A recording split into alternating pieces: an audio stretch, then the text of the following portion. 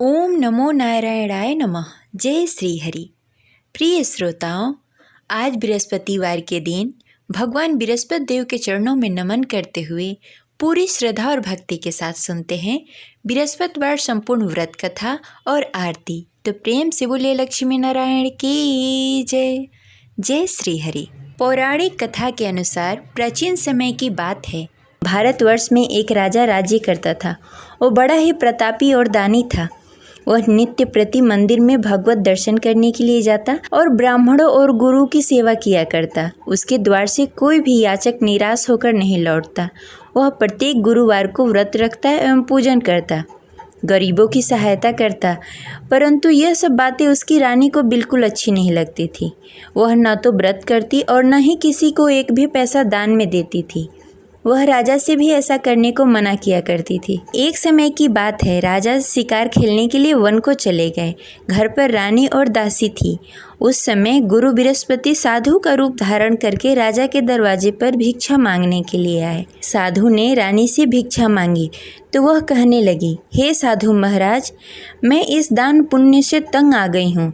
इस कार्य के लिए तो मेरे पति ही बहुत हैं। अब आप ऐसी कृपा करें कि सारा धन नष्ट हो जाए तथा मैं आराम से रह सकूं। साधु रूपी बृहस्पति देव ने कहा, हे देवी, तुम तो बड़ी ही विचित्र हो। संतान और धन से कोई दुखी नहीं होता, इसको सभी चाहते हैं। पापी भी धन और पुत्र की इच्छा करता है। अगर तुम्हारे पास धन अधिक है तो भूखे मनुष्यों को भोजन करवाओ, प्याव लगवाओ, ब्राह्मणों को दान दो, धर्मशाला बनवाओ, कुआं, तालाब, बावड़ी, बाग, बगीचे आदि का निर्माण कराओ तथा निर्धन कुंवारी कन्याओं का विवाह करवाओ। साथ ही यज्ञ करो। इस प्रकार के कर्मों से आपके कुल का और आपका नाम परलोक में भी सार्थक होगा एवं तुम्हें स्वर्ग की प्राप्ति होगी। परंतु रानी साधु की इन बातों से खुश नहीं हुई। उसने कहा, हे साधु महाराज, मुझे ऐसी धन की आवश्यकता नहीं है जिसे मैं अन्य लोगों को दान में देती फिरूं, जिसको रखने और संभालने में भी मेरा सारा वक्त निकल जाए।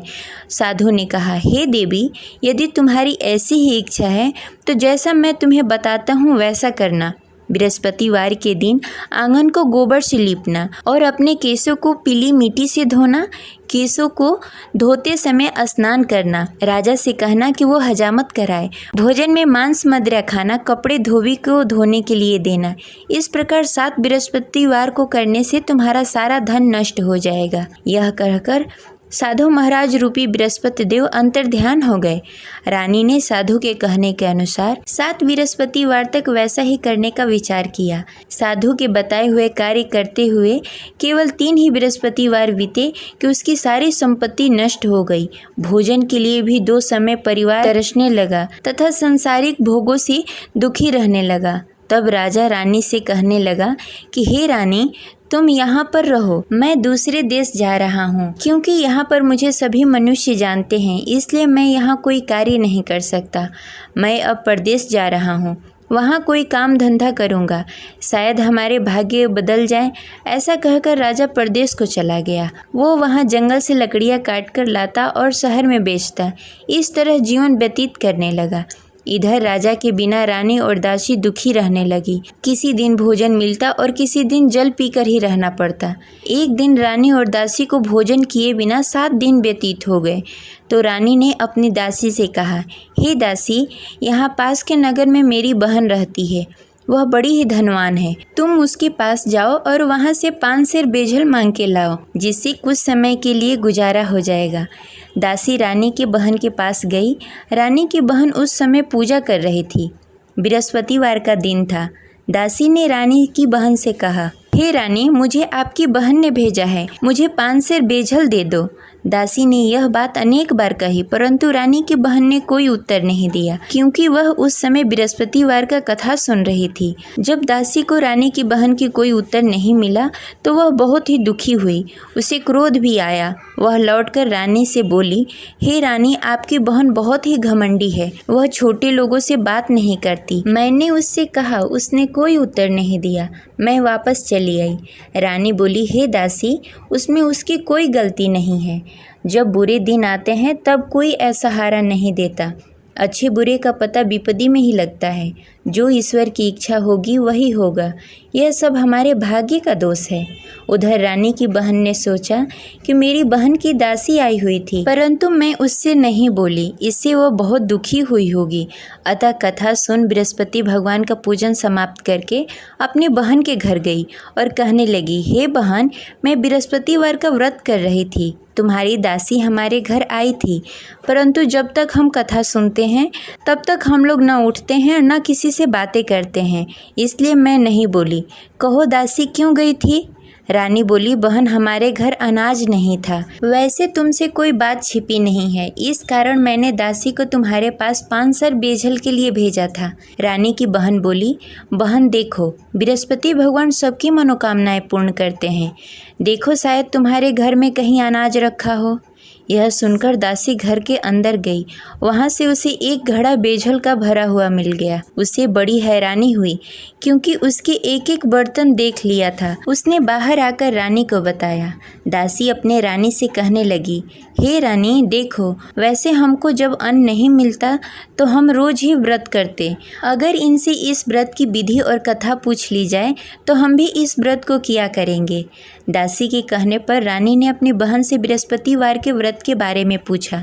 उसकी बहन ने बताया, हे रानी बहन, बृहस्पतिवार को सूर्योदय से पूर्व उठकर स्नान आदि से निवृत्त होकर बृहस्पतिवार का व्रत करना चाहिए, लेकिन उस दिन सिर नहीं धोना चाहिए। बृहस्पतिवार के व्रत में चने की दाल और मुनक्के से विष्णु भगवान और केले के वृक्ष की जड़ की पूजन करनी चाहिए तथा दीपक जलाएं। उस दिन एक ही समय भोजन करें, भोजन पीले खाद्य पदार्थ का करें तथा कथा सुनें। इस प्रकार करने से गुरु भगवान प्रसन्न होते हैं और अन्न पुत्र धन देते हैं। इस प्रकार व्रत और पूजन की विधि बताकर रानी की बहन अपने घर को लौट गई। रानी और दासी दोनों ने ही निश्चय किया कि वे बृहस्पति भगवान का पूजन जरूर करेंगी। 7 दिन बाद जब बृहस्पतिवार आया तो दोनों ने व्रत रखा। घुड़सार में जाकर चना और गुड़ बीन लाई तथा उसकी दाल से केले की जड़ में विष्णु भगवान का पूजन किया। अब भोजन कहाँ से आए? दोनों बड़ी ही दुखी हुई, परंतु उन्होंने व्रत किया था, इस कारण बृहस्पति देव भगवान प्रसन्न थे। वे एक साधारण व्यक्ति के रूप में 2 थालों में सुंदर पीला भोजन लेकर आए और दासी को देकर बोले, हे दासी, यह भोजन तुम्हारे और रानी के लिए है, तुम दोनों करना। दासी भोजन पाकर बड़ी ही प्रसन्न हुई और रानी से बोली, रानी जी भोजन कर लो। रानी को भोजन आने के बारे में कुछ पता नहीं था, इसलिए वह दासी से बोली, जा तू ही भोजन कर ले, क्योंकि तू हमारी व्यर्थ में हंसी उड़ाती है। दासी बोली, एक व्यक्ति अभी भोजन देकर गए हैं। रानी कहने लगी, वह भोजन तेरे लिए दे गए होंगे, तू ही भोजन कर ले। दासी ने कहा, वह व्यक्ति हम दोनों के लिए भोजन की थाली लेकर आए हैं, इसलिए मैं और आप दोनों ही साथ भोजन करेंगी। फिर दोनों ने गुरु भगवान का नमस्कार किया और भोजन प्रारंभ किया। उसके बाद से वे प्रत्येक बृहस्पतिवार को गुरु भगवान का व्रत और पूजन करने लगी। बृहस्पति भगवान की कृपा से उसके पास धन हो गया, परंतु रानी फिर पहले की तरह आलस्य करने लगी। तब दासी बोली, देखो रानी, तुम पहले भी इस प्रकार का आलस करती थी, तुम्हें धन को रखने में कष्ट होता था, इस कारण सभी धन नष्ट हो गए। अब गुरु भगवान की कृपा से धन मिला है तो फिर तुम्हें आलस्य होता है। बड़ी मुसीबतों के बाद हमने यह धन पाया है, इसलिए हमें दान पुण्य करना चाहिए। तुम भूखे मनुष्यों को भोजन कराओ, प्याव लगवाओ, ब्राह्मणों को दान दो, कुआं, तालाब, बावड़ी आदि का निर्माण कराओ, मंदिर पाठशाला बनवाओ, दान दो, कुंवारी कन्याओं का विवाह करवाओ। धन को शुभ कार्यों में खर्च करो, जिससे तुम्हारे कुल और यश बढ़े तथा स्वर्ग की प्राप्ति हो और पितृ प्रसन्न हो। दासी की इन बातों को मानकर रानी ने इसी प्रकार का कार्य करना प्रारंभ कर दिया, जिससे उसका काफ़ी यश फैलने लगा। एक दिन रानी और दासी आपस में विचार करने लगी, न जाने राजा किस दशा में होंगे, उनकी कोई खोज खबर नहीं है। गुरु भगवान से उन्होंने प्रार्थना की और भगवान ने रात्रि में राजा को स्वप्न में कहा, हे राजा, उठ, तेरी रानी तुझे याद करती है, अब अपने देश को लौट जा। राजा प्रातःकाल उठकर जंगल से लकड़ियाँ काटकर लाने के लिए जंगल की ओर चल पड़ा। जंगल में गुजरते हुए वह सोचने लगा, रानी की गलती से कितने दुख भोगने पड़े। राजपाट छोड़कर जंगल में आकर रहना पड़ा। जंगल में लकड़ियां काटकर उन्हें बेचकर गुजारा करना पड़ा। उसी समय उस जंगल में बृहस्पति देव साधु के रूप में प्रकट हुए और राजा से पूछने लगे, हे लकड़हारे, तू इस सुनसान जंगल में किस चिंता में बैठा है, मुझे बताओ। यह सुनकर राजा के नेत्रों में जल भर आया और साधु की वंदना कर बोला, हे प्रभु, आप सब कुछ जानते हैं। इतना कहकर राजा ने साधु को अपनी संपूर्ण कहानी सुनाई। महात्मा तो स्वभाव से ही दयालु होते हैं। वे राजा से बोले, हे राजा, तुम्हारी रानी ने बृहस्पति देव के प्रति अपराध किया था, जिसके कारण तुम्हारी यह दशा हुई। अब तुम किसी प्रकार की चिंता मत करो, भगवान तुम्हें पहले से भी अधिक धन देंगे। देखो, तुम्हारी पत्नी ने बृहस्पतिवार का व्रत करना प्रारंभ कर दिया है। अब तुम भी बृहस्पतिवार के दिन व्रत रखो। चने की दाल और गुड़ जल के लोटे में डालकर केले के पत्ते में विष्णु भगवान का पूजन करो। फिर कथा कहो या सुनो, भगवान तुम्हारी सब मनोकामनाएं पूर्ण करेंगे। साधु को प्रसन्न देखकर राजा बोला, हे प्रभु, मुझे लकड़ी बेचकर इतना पैसा भी नहीं बचता जिससे भोजन करने के उपरांत कुछ बचा सकूं। मैंने रात्रि में अपनी रानी को व्याकुल देखा। मेरे पास कोई साधन नहीं जिससे समाचार जान सकूं। फिर मैं बृहस्पतिवार की कौन सी कहानी कहूँ या सुनूं? मुझको तो कुछ भी मालूम नहीं है। साधु ने कहा, हे राजा, तुम किसी बात की चिंता मत करो। बृहस्पतिवार के दिन तुम रोजाना की तरह लकड़ियाँ लेकर शहर जाओ। तुम्हें रोज से दुगना धन प्राप्त होगा, जिससे तुम भली भांति भोजन कर लोगे तथा बृहस्पति देव की पूजा सामग्री भी लेकर आओगे। बृहस्पति देव की कथा इस प्रकार है। प्राचीन काल में एक बहुत ही निर्धन ब्राह्मण था। उसके घर में कोई संतान नहीं थी। वह नित्य प्रति पूजा पाठ करता, परंतु उसकी स्त्री बहुत ही मलिनता के साथ रहती। वह न स्नान करती, न ही किसी देवता का पूजन करती। प्रातःकाल उठते ही सर्वप्रथम भोजन करती, बाद में कोई अन्य कार्य करती। ब्राह्मण देवता बहुत ही दुखी रहते थे। पत्नी को बहुत समझाते, किंतु उसका कोई परिणाम नहीं निकलता। भगवान की अनुकंपा से एक समय ब्राह्मण की पत्नी गर्भवती हुई और 10वें महीने एक सुंदर कन्या को जन्म दिया। निर्धन ब्राह्मण कन्या के जन्म से बहुत दुखी हुआ। धीरे धीरे ब्राह्मण की कन्या बड़ी होने लगी। बचपन से ही उस कन्या की रुचि भगवान विष्णु की पूजा में थी। वह प्रातः उठती, स्नान ध्यान करती, उसके बाद भगवान विष्णु की पूजा करती और मंदिर में जाती। बृहस्पतिवार को व्रत करके विधि विधान पूर्वक पूजा पाठ करती। पूजा पाठ के बाद वह पढ़ने के लिए पाठशाला जाती। घर से चलते समय वह मुट्ठी भर जौ साथ में लेकर जाती और पाठशाला के रास्ते में थोड़ी थोड़ी जौ गिराते जाती। जब पाठशाला से लौटकर आती, जौ के दाने सोने में बदल जाते। लड़की सभी सोने के दाने बीन लाती। एक दिन जब वह सोने के दानों को साफ कर रही थी, तो उसकी माँ ने कहा, बेटी, सोने के दाने साफ करने के लिए सोने का सूप भी होना चाहिए। अगले दिन बृहस्पतिवार था। उसने भगवान बृहस्पति देव की पूजा करते हुए प्रार्थना की, हे भगवान, यदि मैंने आपका व्रत विधि विधान से किया हो तो मुझे सोने का सूप दे दो। भगवान बृहस्पति देव ने उसकी मनोकामना पूरी करने का वचन दिया। पाठशाला से लौटते समय उसने रास्ते में सोने का सूप पड़ा हुआ मिला। घर लौटकर सोने का सूप अपनी माँ को दिखाकर वह सोने के दाने साफ करने लगी। उसी समय नगर का राजकुमार उसके घर के पास से गुजर रहा था। उस सुंदर लड़की को सोने के सूप में जौ साफ करते देख राजकुमार उस पर मोहित हो गया। राजकुमार ने अपने पिता से उस लड़की से विवाह करने की इच्छा प्रकट की। तो राजा ने ब्राह्मण को महल में बुलाकर राजकुमार से उसकी लड़की के विवाह की बात कही। ब्राह्मण तैयार हो गया। धूमधाम से उस लड़की का विवाह राजकुमार से हो गया। दुल्हन बनकर ब्राह्मण की लड़की महल में चली गई। लड़की के चले जाने से ब्राह्मण फिर से निर्धन हो गया। उसे कई कई दिनों तक बिना भोजन के रहना पड़ा। बहुत दुखी होकर ब्राह्मण एक दिन अपनी लड़की के पास गया। अपने पिता से निर्धनता का समाचार सुनकर उसे बहुत सारा धन देकर पिता को विदा किया। उस धन से ब्राह्मण का कुछ दिनों तक आराम से गुजारा हुआ, लेकिन जल्द ही फिर भूखों मरने की हालत हो गई। ब्राह्मण अपनी लड़की से धन लेने के लिए फिर महल में पहुंचा। लड़की ने पिता की बुरी हालत देखकर कहा, पिताजी, आखिर आप कब तक मुझसे धन लेकर जीवन व्यतीत करेंगे? आप कोई ऐसा उपाय क्यों नहीं करते जिससे आपका घर धन्य धान से भर जाए? ब्राह्मण ने कहा, मैंने तेरी माँ को बहुत समझाने की कोशिश की, पर उसकी समझ में कुछ नहीं आता। उसकी फुहरता नष्ट हो तब तो घर की निर्धनता दूर हो। तब कुछ सोचकर लड़की ने पिता से कहा, पिताजी, आप कुछ दिनों के लिए माँ को मेरे पास छोड़ जाओ। तब कुछ सोचकर ब्राह्मण ने पत्नी को लड़की के पास महल में छोड़ दिया। लड़की ने अपनी माँ से कहा, माँ, तुम कल प्रातः उठकर स्नान आदि करके भगवान विष्णु की पूजा करना। पूजा करने से तुम्हारी निर्धनता अवश्य दूर हो जाएगी। लेकिन उसकी माँ ने उसकी कोई बात नहीं मानी। तब क्रोधित होकर लड़की ने अपनी माँ को एक कक्ष में बंद कर दिया। सूर्योदय के समय माँ को उठाकर जबरदस्ती उसे स्नान आदि करवाया। फिर मंदिर में ले जाकर भगवान बृहस्पति देव की पूजा करवाई। कुछ दिनों तक ऐसा करने से माँ की बुद्धि में कुछ परिवर्तन हुआ और वह स्वयं बृहस्पतिवार का व्रत रखने लगी। उसके व्रत करने से ब्राह्मण के घर की निर्धनता दूर हो गई और भगवान विष्णु की अनुकंपा हुई और दोनों पति पत्नी धन संपत्ति पाकर आनंद पूर्वक जीवन व्यतीत करते हुए विष्णु धाम को चले गए। लकड़हारा बने राजा ने उस साधु से भगवान विष्णु देव की यह कथा सुनकर बृहस्पतिवार का व्रत करना शुरू कर दिया और भगवान विष्णु की पूजा करने लगा। उस दिन से उसकी सभी क्लेश दूर हो गए।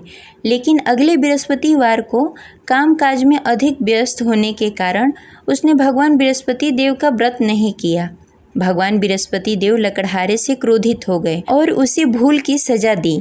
उस दिन नगर के राजा ने नगर में घोषणा करके सबको सूचित किया कि प्रत्येक नागरिक मेरे महल में भोजन करने आए। जो नहीं आएगा उसे अपराधी मानकर भारी दंड दिया जाएगा। लकड़हारा बने राजा ने उस नगर के राजा की घोषणा तो सुनी, लेकिन जंगल से लकड़ी काटकर लाने और उसे बेचने में देरी हो जाने के कारण वह समय पर महल में भोजन करने नहीं पहुंच सका। अतः राजा के सैनिक लकड़हारे को पकड़कर महल में ले गए।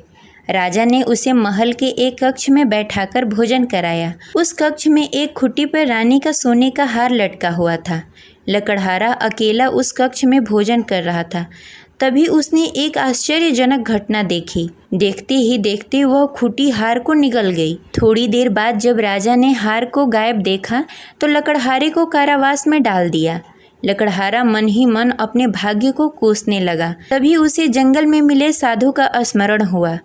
थोड़ी देर में भगवान बृहस्पति देव सन्यासी के रूप में उसके सामने प्रकट हुए और कहा, हे लकड़हारे, तूने भगवान बृहस्पति देव की पूजा नहीं की, इसी कारण तुम्हें कष्ट हो रहा है। लेकिन अब चिंता मत करो, बृहस्पतिवार के दिन कारागार के दरवाजे पर तुम्हें कुछ पैसे पड़े हुए मिलेंगे। उन पैसों से भगवान बृहस्पति देव का व्रत करके उनकी पूजा करोगे तो तुम्हारे सारे दुख दूर हो जाएंगे। फिर बृहस्पतिवार के दिन दरवाजे पर पड़े पैसे राजा को मिले, जिससे उसने चने की दाल, गुड़, मुनक्का मंगाकर भगवान बृहस्पति देव की कथा कही और व्रत किया, जिससे भगवान बृहस्पति देव प्रसन्न होकर उस नगर के राजा को स्वप्न में लकड़हारे को मुक्त करने को कहा। सुबह राजा ने आकर अपने कक्ष में देखा कि खूंटी पर हार टंगा हुआ है।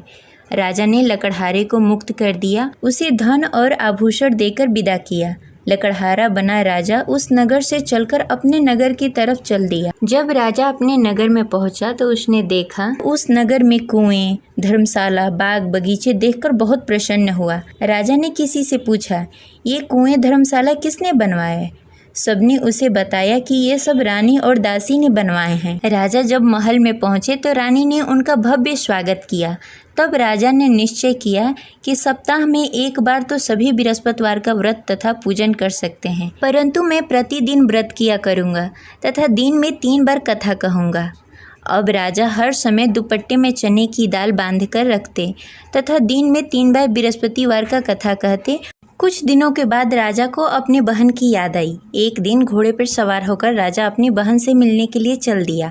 अभी राजा नगर के बाहर ही पहुंचा था कि उसने देखा कि कुछ लोग एक 100 को ले जा रहे हैं। राजा को स्मरण हुआ कि आज उसने किसी को बृहस्पतिवार का व्रत कथा नहीं सुनाया। राजा ने उन लोगों से रोककर कहा, भाइयों, आप 100 ले जाने से पहले मुझसे बृहस्पतिवार का कथा सुन लो। लोगों ने राजा पर क्रोधित होते हुए कहा, तुम पागल तो नहीं हो? लेकिन कुछ बड़े बुजुर्ग लोगों ने कहा, अच्छा भाई, तुम साथ में चलते चलते अपनी कथा भी सुनाते रहो। राजा ने चलते चलते आधी ही कथा सुनाई थी कि 100 हिलने लगा। राजा की पूरी कथा समाप्त होते ही सौ उठकर बैठ गया। लोगों ने हैरानी से दांतों तले उंगली दबाई और अगले बृहस्पतिवार को भगवान बृहस्पति देव का व्रत करने व कथा सुनने का निश्चय कर लिया। अब घोड़े पर सवार होकर राजा चलते हुए एक किसान के पास पहुंचा। किसान अपने खेत में हल चला रहा था। राजा ने कहा, अरे भाई, मुझसे बृहस्पतिवार का कथा सुन लो। किसान झुंझलाकर बोला, अरे भाई, देख नहीं रहे, जितनी देर मैं तुम्हारी कथा सुनूंगा उतनी देर में तो पूरी खेत में हल चला लूंगा। राजा निराश होकर चला गया। तभी किसान का बैल लड़खड़ा के गिर गया और किसान के पेट में भी जोरों से दर्द होने लगा। जब उसकी पत्नी वहां आई तब उसने पूछा कि क्या हुआ। किसान ने घुड़सवार की पूरी कहानी सुनाई कि पत्नी दौड़ती हुई राजा के पास पहुंची और हाथ जोड़कर बोली, भैया, मैं तुम्हारी कथा सुनने के लिए तैयार हूँ। राजा ने उसके साथ खेत पर पहुंचकर बृहस्पतिवार की कथा सुनाई।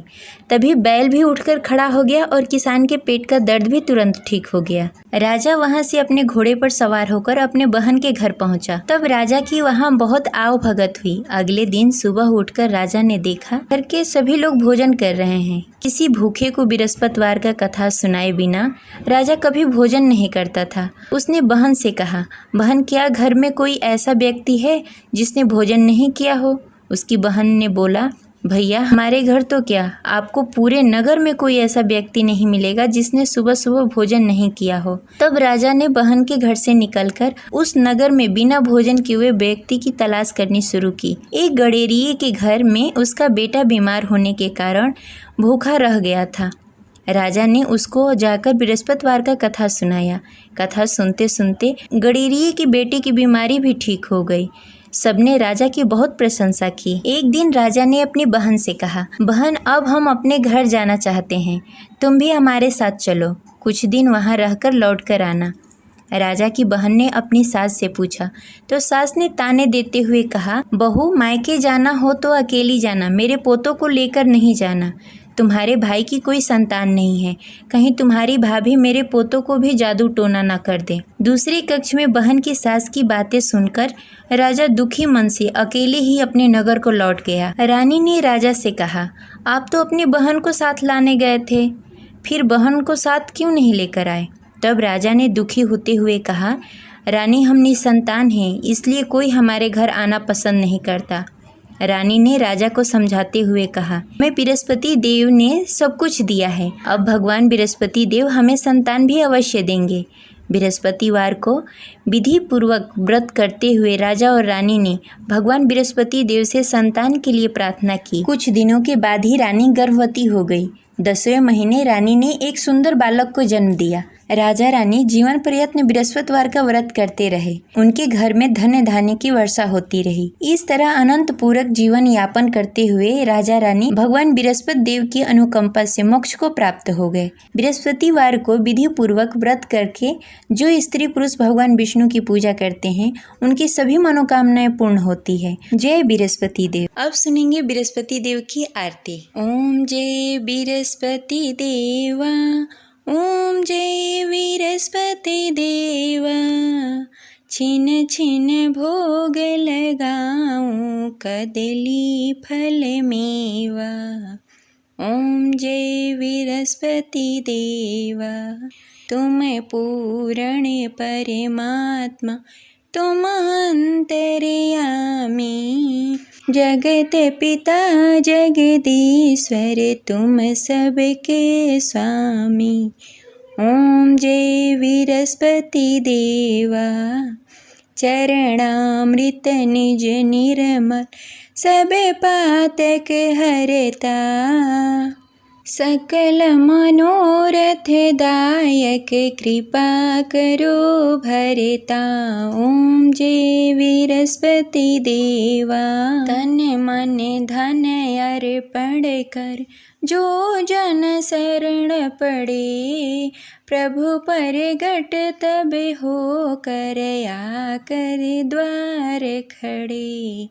ओम जय बृहस्पति देवा, दीन दयाल दयानिधि, भक्तन हितकारी, पाप दोष सब हरता, भव बंधन हारी।